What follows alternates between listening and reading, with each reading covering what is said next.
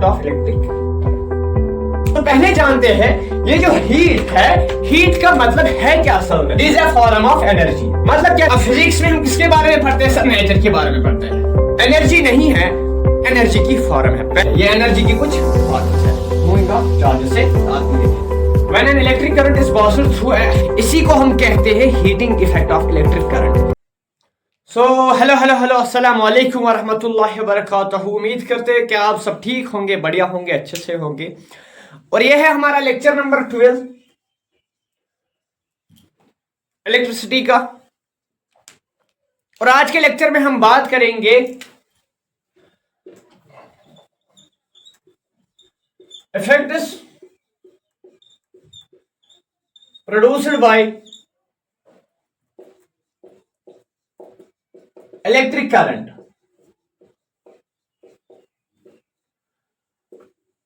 Effect is produced by electric current, इसके बारे में हम आज डिस्कशन करेंगे। So there are three important effects, main effects, three important effects. जो पहला इफेक्ट है वो है हीटिंग इफेक्ट।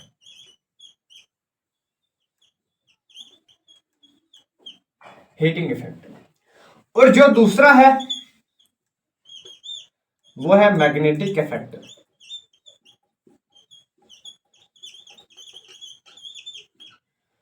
और जो तीसरा है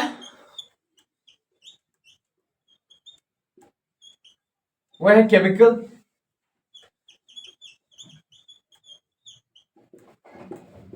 इफेक्ट। एक है heating effect, magnetic effect and chemical effect. आज के लेक्चर में हम बात करेंगे हीटिंग इफेक्ट के बारे में। और जो मैग्नेटिक इफेक्ट है ये आपका अगला चैप्टर है। इसके बाद वाला चैप्टर, इलेक्ट्रिसिटी के जो बाद चैप्टर है उसके बारे में हम इस चैप्टर में हम पढ़ेंगे। दूसरा चैप्टर है आपका। और ये जो केमिकल इफेक्ट है यह आपको हायर क्लासेस में पढ़ना है, ठीक है? यह आपको हायर क्लासेस में जाके पढ़ना है। तो आज हम बात करेंगे खाली हीटिंग इफेक्ट के बारे में, हीटिंग इफेक्ट के बारे में। सो शुरू करते हैं हमारा आज का wonderful session.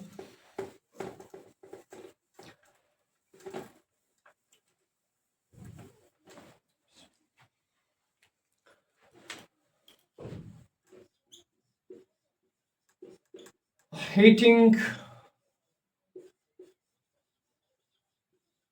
effect of electric current, heating effect of electric,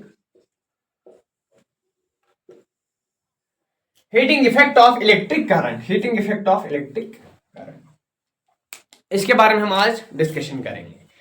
सो पहले जानते हैं ये जो हीट है, हीट का मतलब है क्या असल में?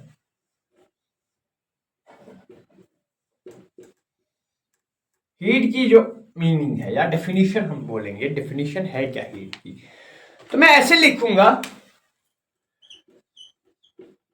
It is a form of energy. It is a form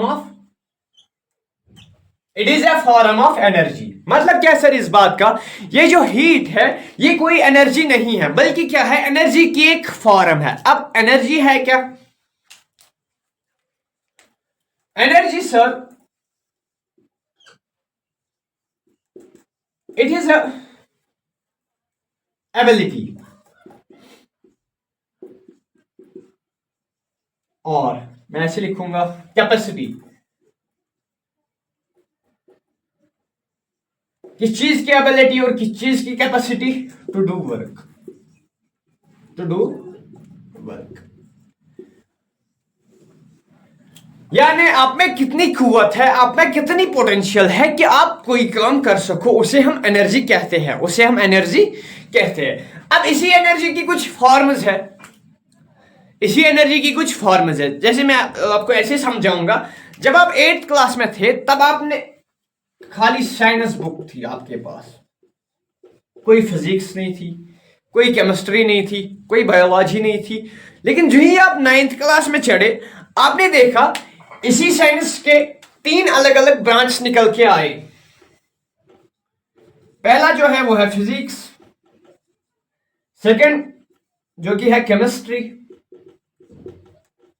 and third जो कि है बायोलॉजी। ये अलग अलग ब्रांच है साइंस की, ये अलग अलग ब्रांच है ना। ऐसे समझो कि ये अलग अलग फॉर्म्स है, ये अलग अलग फॉर्म्स है। ब्रांच फॉर्म्स आर ब्रांच है साइंस के। अब फिजिक्स में हम किसके बारे में पढ़ते हैं सर? नेचर के बारे में पढ़ते हैं। जो भी चीजें नेचर के रिलेटेड हो उसके बारे में हम पढ़ते हैं सर। एग्जाम्पल के तौर पे ग्रेविटी सबसे बड़ी एग्जाम्पल है।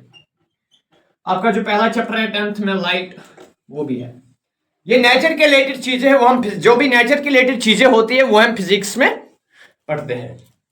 और जो केमिस्ट्री, इसमें हम एलिमेंट्स के बारे में पढ़ते हैं, इसमें हम केमिकल्स के बारे में पढ़ते हैं। और बायोलॉजी तो आपको पता ही है, लिविंग बॉडीज के बारे में हम इसमें पढ़ते हैं। लिविंग बॉडीज के बारे में हम इसमें पढ़ते हैं। बेसिकली मुझे एनर्जी समझाना है, इस वाले टॉपिक में आया क्यों वो भी बताऊंगा। जैसे ये समझो अब ये एनर्जी है, साइनस यहां पे एनर्जी है, और इसी साइनस की कुछ अलग अलग फॉर्म्स निकल के आई, अलग अलग फॉर्म्स निकल के, एक है फिजिक्स, एक है केमिस्ट्री और एक है बायोलॉजी। ये ब्रांच है। इसी तरीके की एनर्जी जो है, एनर्जी की भी कुछ ब्रांच है, एनर्जी की भी कुछ ब्रांच है। जो पहली ब्रांच मान लो, एक है काइनेटिक एनर्जी, ये भी एक फॉर्म है एनर्जी की। एनर्जी नहीं है, एनर्जी की फॉर्म है। पहले इस बात को समझो, एनर्जी नहीं है। जो यहां पे मानो साइनस जो है ये एनर्जी है, और इसी एनर्जी के कुछ फॉर्म्स है। एक है फिजिक्स, एक है केमिस्ट्री, एक है बायोलॉजी। ऐसे हम समझ सकते हैं ना। हाँ, तो एनर्जी जो है ये कैपेसिटी है टू डू वर्क। अब एनर्जी की कुछ फॉर्म्स है, एनर्जी की कुछ कौन कौन सी फॉर्म है? जैसे पहली काइनेटिक एनर्जी है,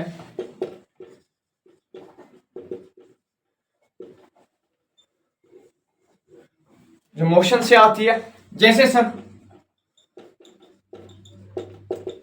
पोटेंशियल एनर्जी है, इसको हम स्टोर्ड एनर्जी भी बोलते हैं, है ना।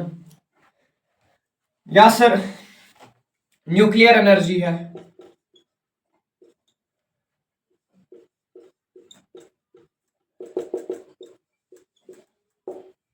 एटॉमिक न्यूक्लियर में होती है। ये एनर्जी की कुछ फॉर्म्स है। हीट एनर्जी है, इसी तरीके से हीट एनर्जी, इसको हम कहते हैं थर्मल एनर्जी भी, इसको हम कहते हैं थर्मल, या रेडिएंट एनर्जी। इसमें जो लाइट एनर्जी आती है और अदर इलेक्ट्रो मैग्नेटिक वेव्स आती है। ये एनर्जी की कुछ फॉर्म्स है, ये एनर्जी की कुछ फॉर्म्स है। यहां पे जैसे आपने फिजिक्स जानी थी, physics study of nature, study of chemistry, study of elements और केमिकल्स वगैरह, and biology study of living bodies, है ना, माइक्रोब्स, लिविंग बॉडीज। तो इसी तरीके से जो काइनेटिक है ये एनर्जी की फॉर्म ही है, लेकिन इसका अलग अपना काम है। पोटेंशियल एनर्जी ये फॉर्म ऑफ एनर्जी है, लेकिन इसका अलग अपना काम है। न्यूक्लियर एनर्जी से is a form of energy, लेकिन इसका अपना एक काम है, अलग काम है। रेडिएंट एनर्जी, इसमें लाइट एनर्जी आती है, जो आपने पढ़ा है पहला ही चैप्टर में। Light is a form of energy to see the objects, है ना, वो हमें ऑब्जेक्ट्स दिखाने में मदद करती है। तो ये सारी जो है ये एनर्जी की फॉर्म्स है, एनर्जी की एनर्जी है खुद असल में कैपेसिटी या एबिलिटी टू डू वर्क। आप में कितनी ताकत है, आप में कितनी कुवत है कि आप कोई काम कर सको, वो उसे हम एनर्जी कहते हैं। अब यही एनर्जी डिफरेंट फॉर्म्स में होती है। लाइट के फॉर्म में होती है, इलेक्ट्रिक एनर्जी के फॉर्म में होती है। इलेक्ट्रिक एनर्जी यानी इलेक्ट्रिक एनर्जी जो किससे आती है, मूविंग ऑफ चार्ज से आती है, मूविंग ऑफ चार्ज से आती है। इलेक्ट्रिक एनर्जी है, हीट एनर्जी है, थर्मल एनर्जी आप से कहो न्यूक्लियर एनर्जी है। ये सारी जो है ये एनर्जी की फॉर्म्स है। ये एनर्जी असल में ये आपको समझ में, एनर्जी कैपेसिटी है, काम करने की कैपेसिटी है। अब यही जो एनर्जी है इसके कुछ फॉर्म्स हो सकते हैं, इसके कुछ फॉर्म्स है। जैसे कि आज हमें हीट के बारे में पढ़ना है, ठीक है। हाँ,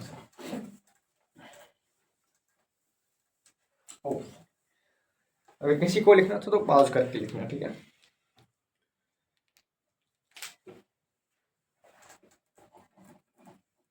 तो heat,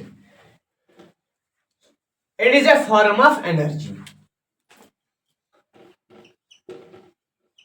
that transfer one body to another body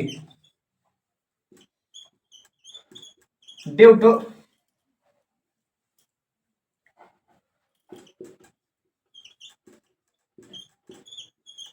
temperature,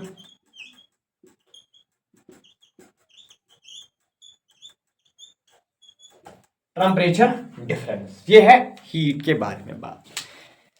it is a form of energy, energy की एक फॉर्म है that transfer one body to another body, जो ट्रांसफर होती है एक बॉडी से लेके दूसरे बॉडी तक।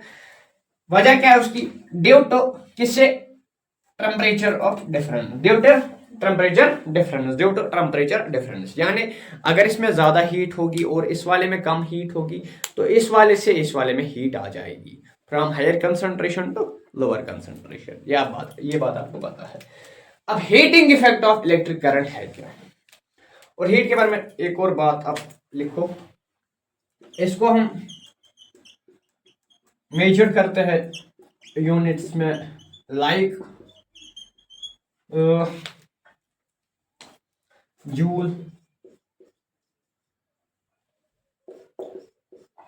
और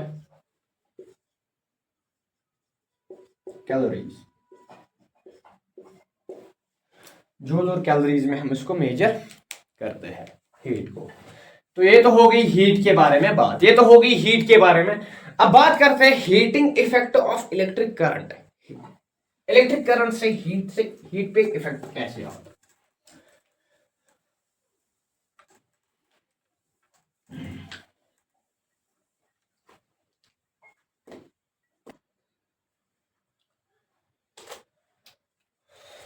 तो बात करते हैं heating effect of electric current. वो लिखो पहले, उसके बारे में हम बात करेंगे। When an electric current is passed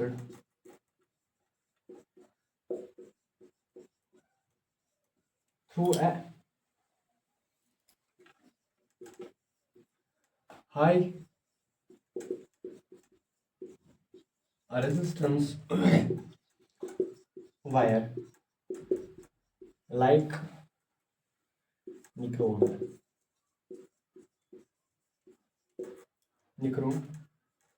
wire, the resistance wire becomes very hot and produced heat. This is called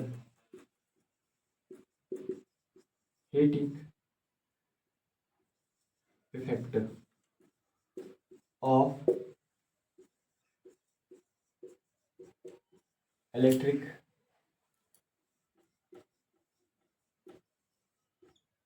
current. This is called the heating effect of electric current.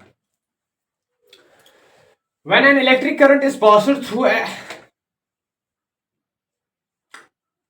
high resistance wire like nichrome wire, the resistance wire becomes very hot and produces heat.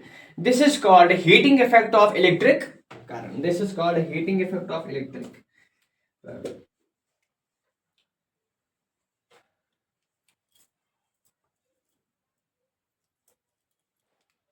एक और चीज भी लिख सकते हो इसमें, the heating effect of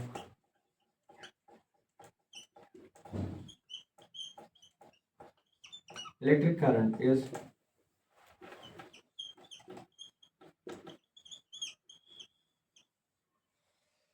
obtained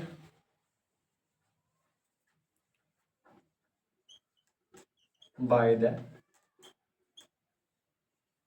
transformation of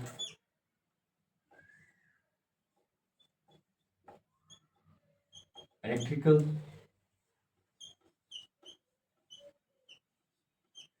energy into heat energy. Into heat energy. ये तो होगी हीटिंग इफेक्ट के बारे में बात। हम मतलब क्या है तो वो समझेंगे। When an electric current is passed through a high resistance wire like nichrome wire, यानी जब हम इलेक्ट्रिक करंट को पास करते हैं हाई रेजिस्टेंस वायर से, हाई रेजिस्टेंस वायर से। हाई रेजिस्टेंस वायर मतलब मैंने कहा है रेजिस्टेंस क्या है सर, रुकावट है। किस में रुकावट है? इलेक्ट्रिक करंट में रुकावट है। किन से आती है? पार्टिकल से आती है। वो हमने पढ़ा है पिछले लेक्चर्स में, हमने जाना है। कॉम्बिनेशन ऑफ रेजिस्टेंस के बारे में भी जाना है, सीरीज रेजिस्टेंस, पैरेलल जो है, पैरेलल में भी पढ़ा है, सीरीज में भी पढ़ा है, और रेजिस्टेंस और रेजिस्टिविटी के बारे में भी हमने पढ़ा है।